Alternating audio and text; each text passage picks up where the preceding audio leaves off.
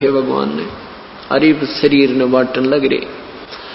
परमात्मा ने वहां जाकर कहा भी स्नान करूंगा मैं बिजली खां, क्योंकि वहां का मालिक प्रबंधक वही था। बिजली खां मैं स्नान करूंगा बहते पानी में। वहां एक आमी नाम की दरिया बहा करती थी। कहते हैं भगवान शिव ने श्राप दे रखा था, वह सूख की गई थी।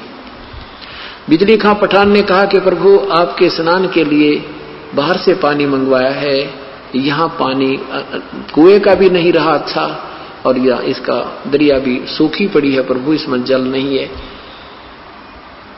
तो परमेश्वर ने कहा भी दिखाओ कहाँ वो सूखी नदी कहाँ है। उस नदी बिल्कुल जहां पर परमात्मा का ने जो शरीर गए थे उससे से ज्यादा 400 फुट की दूरी पर, बल्कि 250 फुट की दूरी पर अब वो नदी आज भी विद्यमान है। ये दास 3 बार संगत को साथ ले जाकर देख कर आया, उनको दिखा के लाया और दृढ़ विश्वास हो गया उनको कि सचमुच गुरुजी जो कहते हैं वो सत्य है। तो वहां जाकर परमेश्वर खड़े हो गए और सेना भी गणी, दर्शक भी निरे जा रहे। वहां काशी से भी, बनारस से आगे, रुद्र के क्षेत्र के आगे भी कैसे शरीर छोड़ेगा। तो वहां आकर के परमात्मा ने उस नदी पर ऐसे किया था जैसे ट्रैफिक का सिपाही करा करे, जिधर से बुलानी हो चलने देनी हो ऐसे कर दे, वो सारी खखाट उठा देती है ट्रैफिक।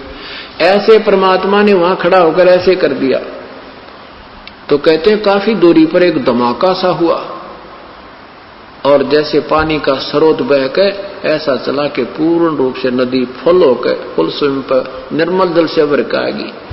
सबने गदगद हो गए, नहाए धोए, पानी पिया, ठाठम ठाठ हो गए। फिर परमात्मा ने कहा एक सदर नीचे बिछा दो, एक बिछा दो ऊपर, अब मैं स्नान करूंगा ना, मैं अपना प्रस्थान करूंगा, मैं सतलोक जाऊंगा। और वही देख लियो तुम काजी पंडितो अपना हिसाब किताब ला के मैं कहां जाऊंगा। अब फिर क्या देखा कि इधर तो वीरदेव सिंह बघेल की सेना कति सडेन टू हो रही, कति हथियार तैयार करके, उधर से बिजली खां पठान की सेना खड़ी कति तैयार हुई। अब हम नहीं ले जाने देंगे, अड़कट कर मर जाएंगे, हम नहीं ले जाने देंगे अपने गुरुदेव के यहां से शरीर को। तो परमात्मा अंतर्यामी ने कहा अरे ये क्या, ये सेना किस लिए लाया है बिजली खां।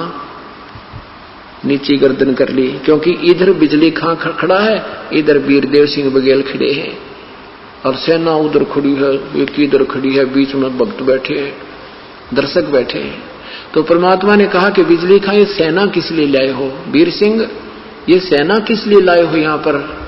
न्यू गर्दन कर ली नीचे ने, क्योंकि वो तो परमात्मा से डरते थे। क्या बोलना, क्या जवाब दें इनको गुरुदेव के सामने। तो अन्य जो हिंदू और मुसलमान मुठड़ से आ रहे थे वो कह रहे गुरुजी हम मुसलमान तरीके से आपका यहाँ अंतिम संस्कार करेंगे, हम इन काफरों के हाथ नहीं लगने देंगे आपके शरीर को। हिंदू कहते हैं हम नहीं छोड़ेंगे, हम अपने भगवान का, अपने गुरुदेव का तुम्हारी तरह मिट्टी ऐसे नहीं डालने देंगे, हम इनको अंतिम संस्कार हिंदू रीति से करेंगे। अब चढ़ा ली बां हो गए तैयार करते। परमात्मा बोले निकम्मो 120 साल तक मैंने यह शिक्षा दी तुम्हारी, आज भी तुम एक दूसरे को दो मान रहे हो, और इस मिट्टी को कोई फूको चाहे गाड़ो बता इसका बनेगा के निकम्मो। फिर सब शांत हो गए, क्योंकि वो तो उनसे परिचित थे कि परम शक्ति है। और कहा कि वे सुन लो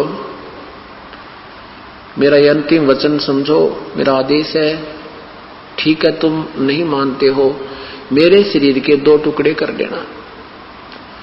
वैसे तो तुम्हें शरीर नहीं मिलेगा मेरा इसमें, फिर भी जो वस्तु मिले उसको आधी आधी कर लेना, पर ना जच्चा उनके शरीर ना मिल रहा करा, शरीर तो पावेगा।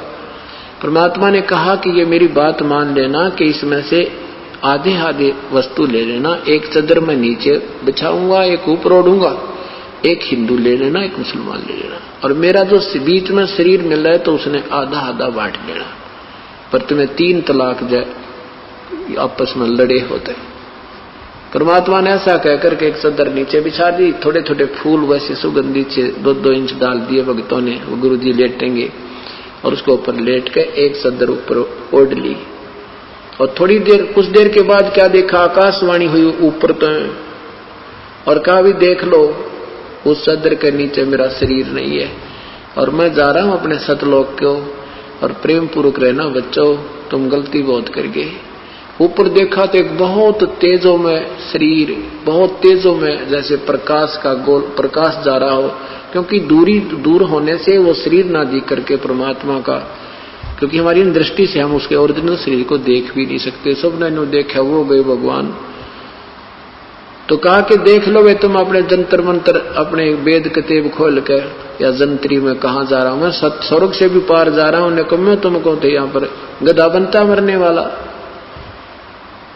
तो परमात्मा वहां सतलोक पहुंच गए।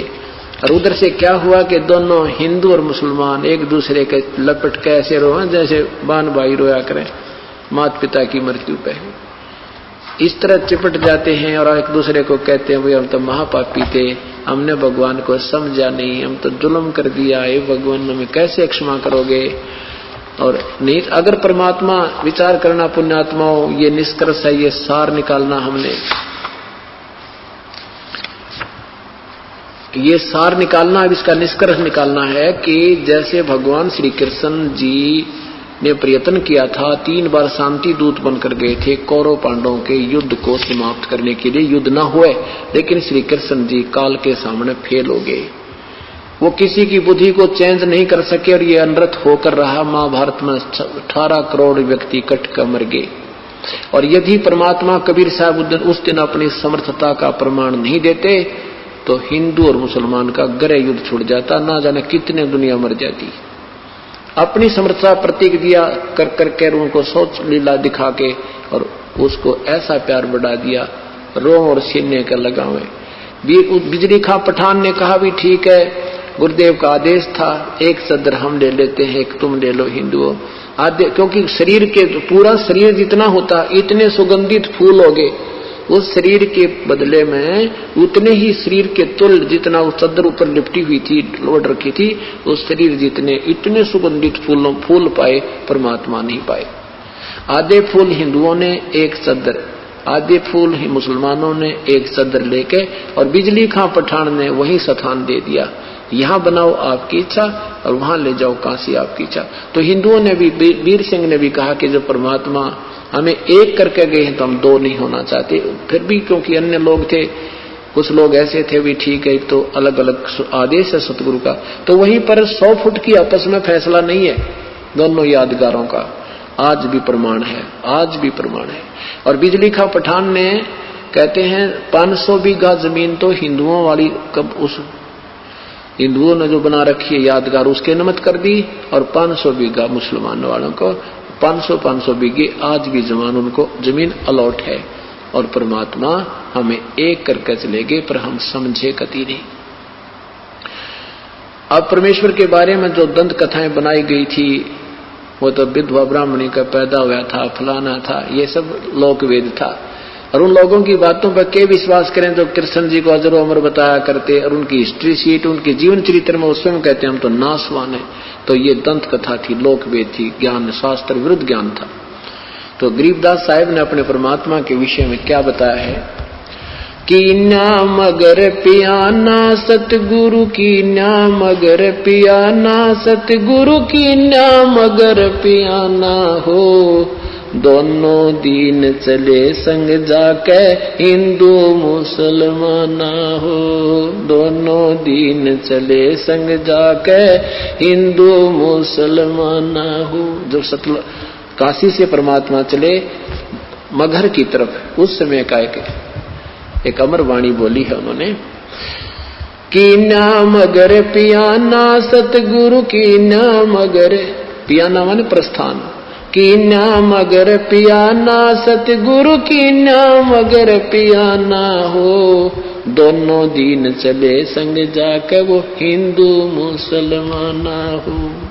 मुक्ति खेत को छाड़ चले हैं तज काशी अस्थाना हो, मुक्ति खेत को छोड़ चले हैं तज काशी अस्थाना हो। साहसिक अंदर कदम लेत है, साहसिक अंदर कदम लेत है, बादशाही सुल्ताना हो, कि नाम अगर दोनों दीन संग चले संग जाके हिंदू मुसलमान हो।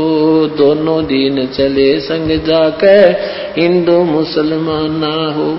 कीन्या मगर पियाना सतगुरु कीन्या मगर पियाना सतगुरु कीन्या मगर पियाना हो। दोनों दीन चले संग जाके हिंदू मुसलमान हो। दोनों दीन चले संग जाके मुसलमान हो।